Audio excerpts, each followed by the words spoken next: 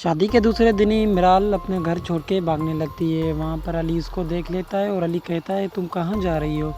और मिराल कहती है मैं ये घर छोड़ के अब जा रही हूँ। फिर वहाँ पर अली को बहुत गुस्सा आता है और अली मिराल को पकड़ के कमरे में बंद कर देता है। वहाँ पर बहुत बड़े आवाज़ होते हैं और वहाँ पर दादी आती है और दादी कहती है क्या हुआ है बेटा।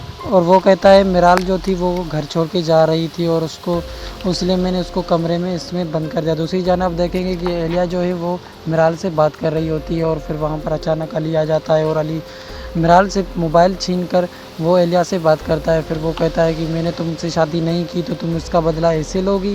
फिर अली जो है वो मोबाइल बंद कर लेता है और फिर मिराल को जो है वो समझाने लगता है कि मैंने इससे शादी नहीं की इसलिए ये इस हद तक जा रही है और जो है वो तुम्हें भड़का रही है। फिर जो मिराल जो है वो अली की बातों को झूठ समझती है, फिर वो उस पर यकीन नहीं करती।